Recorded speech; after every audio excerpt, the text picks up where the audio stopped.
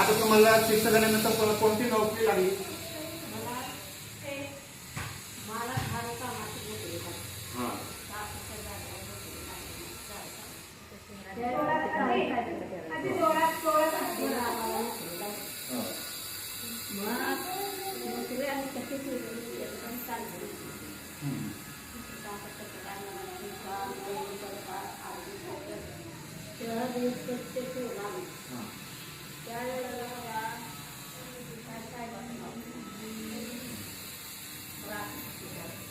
आता कसं आहे, कोणतं तरी काम असेल की कसं आहे, कोणते काम उत्तरित नसते, तुम्ही झालं असेल तुम्ही काम केले आणि आता नोकरीमध्ये आता ज्या लोक म्हणजे मुलांची विद्यार्थ्यांची खूप मोठी जी आकांक्षा असते ती खूप वाढ चालली आहे.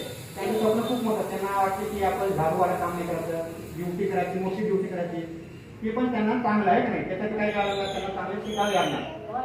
त्याचं त्यांना सरकारी शाळेमध्ये येऊन त्यांना शिकावे लागणार आणि त्याला म्हणजे गुणवत्तापूर्ण शिक्षण देणे पण आमचे काम आहे. त्यासाठी आम्ही विद्यार्थ्यांना विविध प्रकारचे साहित्य पुरवतो. त्याच्याबद्दल तुम्ही शाळेबद्दल आमचे मनपा कार्यक्रमाच्या काय विरसमध्ये आम्ही विद्यार्थ्यांना शिकवतो. त्या शाळेबद्दल तुम्हाला काय वाटते, शिक्षणाबद्दल किंवा शाळेबद्दल काय वाटते ते थोडं सांगा. काय वाटतं तुम्ही म्हणजे बोला, शिक्षक कसे शिकवतात, काय शिकवतात ते बोला. हां, शिक्षण चांगलं शिकवतात, छान शिकवतात, मुलांनी पण व्यवस्थित पाहिजे आहे ना काय. आणि ते शाळे वडिलांनी जरा व्यवस्थित जाण घेतली पाहिजे.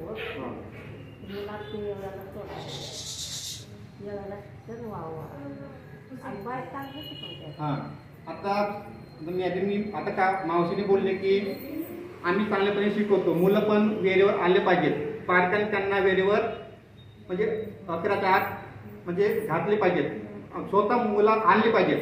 जरी काही शिक्षक आले नाही त्यांनी आणले पाहिजे स्वतःहून, नाही का. पण पालकांची ती काही एक जबाबदारी आहे आणि शिक्षकांचं पण काम आहे की त्यांना चांगल्यापणे शिकवणे. आणि विविध प्रकारचे आम्ही आता मॅडम सांस्कृतिक कार्यक्रम, विविध प्रकारचे उपक्रम आपण घेत आहोत. तुम्ही बघत आहात, आम्ही काल क्रीडा दिन पण साजरा केला, मुलांकडून खूप ऍक्टिव्हिटी पण घेतल्या, तुम्ही आता रोज बघत आहात. तर त्याच्याबद्दल तुम्हाला काय वाटते, आम्ही विविध प्रकारचे उपक्रम घेतो, तर त्याच्याबद्दल तुम्हाला काय वाटते? हां, चांगलं वाटतंय, शाळेला येऊ वाटतंय, बघू वाटतंय. आता आज काय कार्यक्रम होता ते सगळं झालं. हो, चांगलं झालं. आणि आम्ही मॅडम विविध प्रकारचे उपक्रम घेतो, सांस्कृतिक कार्यक्रम असेल किंवा फक्त आमचा हेतू काय आहे की मुलांनी चांगल्या पद्धतीने शिक्षण घेतले पाहिजे आणि आनंददायी पद्धतीने सर्वांना शिक्षण आम्ही सर्वांना समान देतो. बालवाडीपासून ते 7वी पर्यंत आम्ही सर्वांना पाठ्यपुस्तके काय सर्व क्रीडा उपक्रम आम्ही सादर करतो आणि ते आम्ही वेगवेगळ्या व्यक्तींना पाठवतो, स्टेटस ठेवतो व्हॉट्सअपद्वारे, नाही का. आता म्हणजे भरपूर साधनं आले आहेत. तर पहिले कसे साधनं नव्हते, व्हॉट्सअप नव्हते, तेव्हा तुमच्या पद्धतीने काहीच नव्हतं. त्याबद्दल तुम्ही बोला, 2 शब्द बोला. हा, एक पाठी आणि एक पुस्तक, तेव्हा मोबाईल पण नव्हता, काही नाही झालं. आता सर्व मोबाईलच्या सुविधा आल्या, व्हॉट्सअपच्या झाल्या, पण विद्यार्थ्यांमध्ये शिक्षण काही ते योग्य पद्धतीने जात नाही किंवा मोबाईल व्हॉट्सअपचा उपयोग चांगल्या पद्धतीने करत नाही. कोणी स्टेटस म्हणजे कोणी त्याचा दुरुपयोग करतात.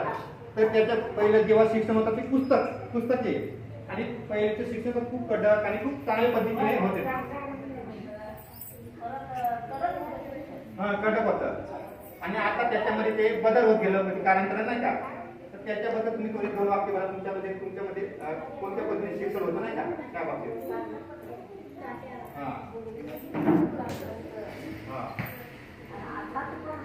हो, बघा पूर्वीचं पण शिक्षण चांगलं होतं. विविध प्रकार तुमचे ते शैक्षणिक साहित्य पण नव्हते, साधनं नव्हते आणि मोबाईल पण नव्हते, टीव्ही पण नव्हते. आता ते टीव्ही 1990 पासून थोडी प्रगती झाली, पण आता इतकी प्रगती झाली पण विद्यार्थी काही ते शिक्षण बरोबर पद्धतीने घेत नाही. त्यामध्ये त्यांच्या अडीअडचणी असतात आणि त्यांना वाटते की आता खूप खाजगी प्रायव्हेट स्कूलमध्ये विद्यार्थी शिकतात. त्यांना वाटते की प्रायव्हेट शाळेमध्ये गेल्यानंतर मुलं चांगल्यापणे शिकतात, असं नाही. पण आम्ही सरकारी शाळेमध्ये आम्ही ऑलरेडी कॉम्पिटिशनची तयारी पण येतो, त्याची पण चांगल्यापणे शिक्षण मिळते, हे तुम्ही रोज बघत आहात. आणि तुम्हाला पण आणि तुम्ही पण जिल्हा परिषद शाळेला शिकले, त्यांच्यामध्ये तुम्हाला ड्युटी पण लागली की सर तुम्ही मॅडम तुमचं शिक्षण कुठपर्यंत झालंय, शिक्षण? माझं हो. पाचवी. हा, मॅडमचं 5वी पर्यंत शिक्षण झालं तरी पण त्यांना झाडू पाचवीपर्यंत शिक्षण नाते कारण काय आमच्या आईलाच बनवलं. हा आणि घरात कराय कोण नव्हतं, त्यांना ते शिक्षण. बघा तरी पण तुमचं शिक्षण 5वी पर्यंत केलं. पहिलं 8वी 9वी 10वी म्हणलं तर भरपूर, म्हणजे तेव्हा शिक्षण खूप कठीण होतं आणि कडक होतं. आता कसं आहे मॅडम, 12वी पर्यंत मुलं कसं आहे 12वी पर्यंत शिकतात, त्याच्यानंतर शिकत नाही. त्याच्यामुळे काय होते, गुणवत्ता पण ते मुलांचे राहत नाही. कमीत कमी मुलांना व्यवहारिक ज्ञान आलं पाहिजे. तुम्हाला पण माहिती आलं पाहिजे. आलं त्याबद्दल तुमचं दोन शब्द बोलतो. व्यवहारिक ज्ञान म्हणजे मुलांचं जे तर्कशक्ती, बोलणे, चालणे, वागणे याच्याबद्दल. मुलांना चांगलं शिकलं पाहिजे. हा हा शिकलं पाहिजे, तेव्हा तर चांगलं बोललं पाहिजे. पाहिजे आहे का? हा आहे का नाही? हा आणि व्यवस्थित शिक्षण घेतलं पाहिजे, स्वच्छ आलं पाहिजे. हा. हा? मुलं बघा, मुलं चांगले शिकले, संस्कार मिळाले. आता शिक्षक चांगल्या पद्धतीनं शिस्त लावतात मुलांना. शिस्त लावणे काही म्हणजे शिस्त लावणे, संस्कार करणे हे शाळेपासून होतात. आई बाबा पण आपले संस्कार लावतात. ते आपल्या शेवटपर्यंत शिकले पाहिजे. अहो, आई बाबाचं काय मागचं नको. हा त्याच्यामध्ये टाकू, त्याच्यामध्ये आपण पालकांनी पण त्याचा सहभाग घेतला पाहिजे. घेतला पाहिजे. तुम्हाला काय वाटतं पालकांबद्दल? अहो, घेतला पाहिजे. व्यवस्थित सांगितलं पाहिजे मुलाला. चालत आता बोलायचं नाही आलं. हा ते बघा, तुम्ही बघा मॅडमनी काय बघितली की जर मुलगा जर येत नसेल त्यांना घरून आणा. त्यांना कोणतं तरी म्हणजे विविध प्रकारचे जर त्यांना थोडी जर काम सांगितलं ते कळणार नाही, पण त्यांना योग्य पद्धतीने शिस्त लागली पाहिजे, ते वळण लागली पाहिजे. ते पालकांमध्ये जनजागृती झाली पाहिजे. आता मोबाईलचा फॅशन इतका झाला की ते पालक सुद्धा आपल्या मुलांना वेळ देऊ शकत नाही. नाही. तुम्हाला काय वाटतं मॅडम? तुमच्या पालकांनी घेतलं पाहिजे. हे घेत नाही. एवढ्या सोयी सुविधा आहेत. पहिलेचे मुलं कमीत कमी 2 जिल्हा परिषद किंवा महानगरपालिका 2 किलोमीटर मुलांना आणून देतात. तेव्हा त्याच्याबद्दल तुम्ही काय बोलता? तेव्हा खूप म्हणजे तुम्हाला येण्या जाण्याचा पण म्हणजे पहिले खूप दुर्गम सुविधा होत्या. आता इतक्या सुविधा झाल्या की तुम्ही मुलांना शाळेमध्ये आणण्याचं काही अडचण नाही. आपण वेगवेगळ्या पद्धतीने वैतरी सांगून मुलांना शाळेत धाडत नाही आणि त्यांना आपण काय होतं, शिक्षणापासून वंचित करतो. आता तुमचा मुलगा आहे, मुला आहे, तुम्ही रोज आणून देता, मुलांना रोज आणून सोडून देता आणि दिवसभर सांगता. हे तुमचं काय, तुमची जनजागृती आहे. जागरूक तुम्ही एकदम पालक एकदम तुम्ही जागरूक म्हणून तुम्ही आणून देता. अजून तुम्हाला काय म्हणजे वाटते? तुमचे काकू व्यवस्थित मुलाने पण शिकलं पाहिजे. हो, हा? तुमचे किती सदस्य आहेत? माणसाला एकूण किती सदस्य आहेत म्हणजे तुमच्या कुटुंबात घरी? 5. त्याच्यामध्ये म्हणजे शिक्षण घेतले कोण? उच्च शिक्षण घेतले 10वी 12वी? मोठ्या मुलीची 12वी झाली. हां आणि लहान मुलीची 10वी झाली. हां आणि एका मुलीची 7वी झाली. 7वी. नोकरीमध्ये कोणी आहेत का लहान मोठे जॉब? आणि मुलगीची झाली ती शाळा नाही झाली. 11वी शाळा. हां म्हणजे ग्रॅज्युएशन झालं. मुलांकडून काही तुम्ही अपेक्षा ठेवली तर नोकरी केली पाहिजे, नोकरी लागली पाहिजे, तुमच्याकडून काही अपेक्षा होते का मुलांना? हो. माझ्या मुलाला नोकरी बघायला गेल्यावर त्याने एवढं सांगत होते ते हां असं केलं तर असं होत आहे, तर नोकरी लागत्या. मग मी काय केलं, माझ्या भावाकडे गेलो. मग हां भाऊ बँकेत सांगितलं. हां भावाने काय सांगितलं, तू राजीनामा ठेव हां आमच्या पोराला. शिक्षण एवढं झालंय काय करू असं ते म्हणाले.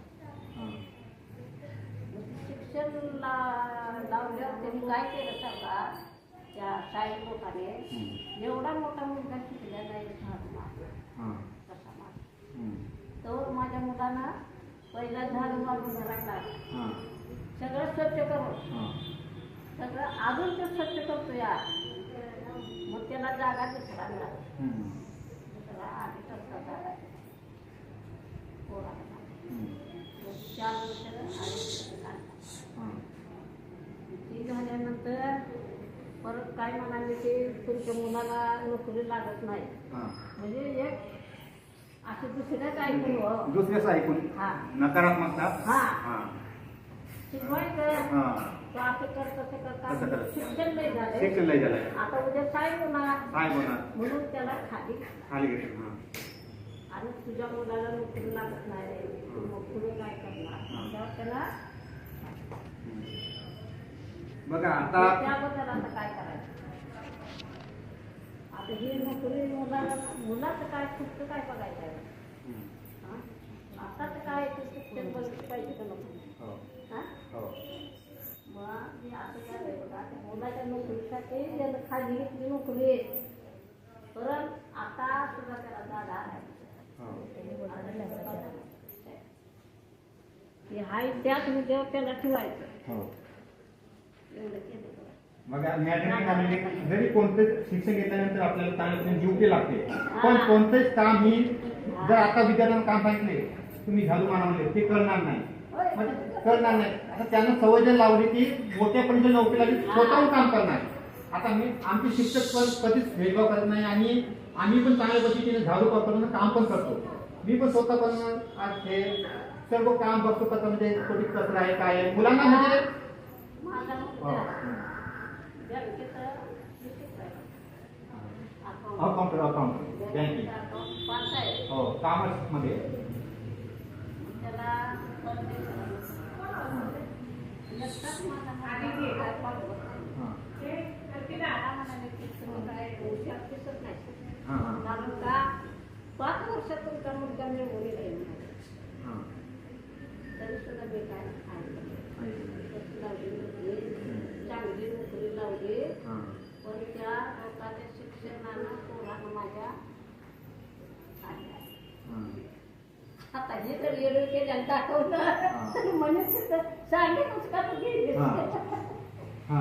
आता मावशीने आपल्याला खूप चांगल्या पद्धतीने माहिती सांगितली आहे त्यांनी आपले घरगुती बॅकग्राऊंड पण चांगलं खूप चांगल्या पद्धतीने शिक्षित आहे 12वी पर्यंत ते चांगल्या पद्धतीने शिक्षण घेतलं आहे तसे आपल्या विद्यार्थ्यांनी पण चांगल्या पद्धतीने शिकावे आणि सगळ्यात मोठा हा या पोराला तिथं साहेब म्हणूनच घेतलं पाहिजे हा साहेब म्हणून हा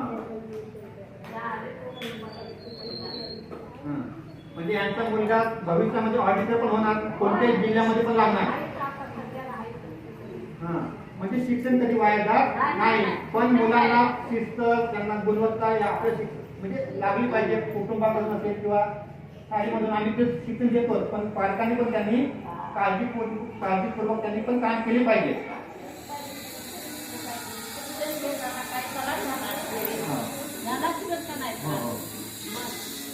अशा प्रकारे मावशीने आपल्याला खूप चांगल्या पद्धतीने माहिती सांगितली आहे मावशी तुमचं आमचं खूप खूप